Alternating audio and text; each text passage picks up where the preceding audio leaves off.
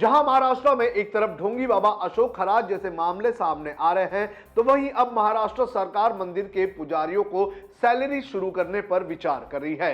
जानकारी के अनुसार मंदिर के सुरक्षा गार्डों, मराठी कर्मचारियों और अस्थायी श्रमिकों की तरह अब पुजारियों को भी वेतन देने की प्लानिंग की जा रही है। कहा जा रहा है कि पुजारियों के लिए एक नीति तैयार करने का काम सरकार कर रही है। आइए आपको इस वीडियो में बताते हैं कि सरकार किस तरह की प्लानिंग कर रही है पुजारियों को वेतन देने के लिए। नमस्कार, आप देख रहे हैं लोकमत हिंदी। मेरा नाम है सोनू कनौजिया।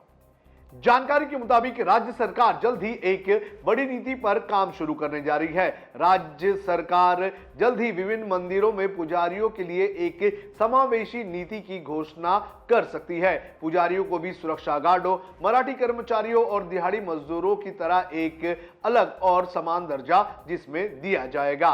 गौरतलब है कि सरकार पुजारियों को आर्थिक स्थिरता और सुरक्षा प्रदान करने के लिए यह कदम उठा रही है। इसके तहत उन्हें एक निश्चित वेतन और कानूनी सुरक्षा भी दी जाएगी।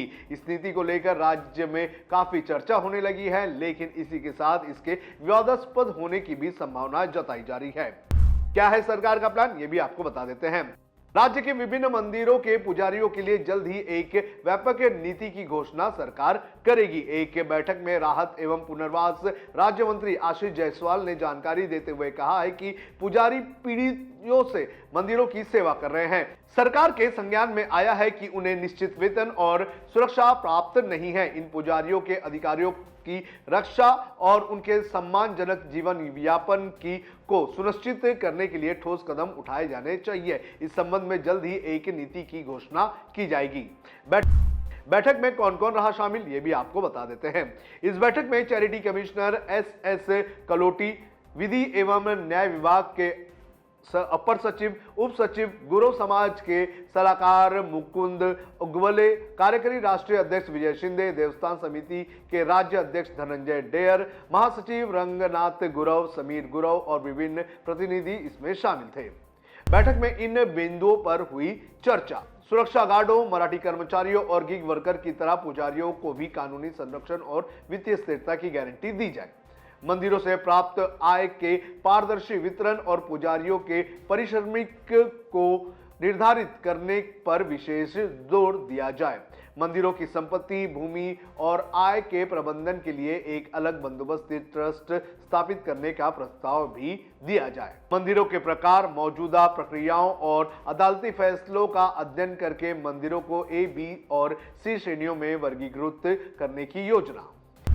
इन राज्यों में पहले से है यह व्यवस्था।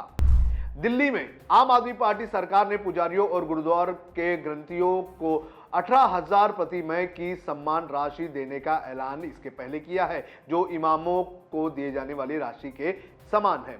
राजस्थान में देवस्थान विभाग के अंतर्गत आने वाले मंदिरों के पुजारियों को 3,000 प्रसादी भत्ता और 7,500 पुजारी मानदेय यानी कि कुल 10,500 रुपए प्रति माह मिलते हैं।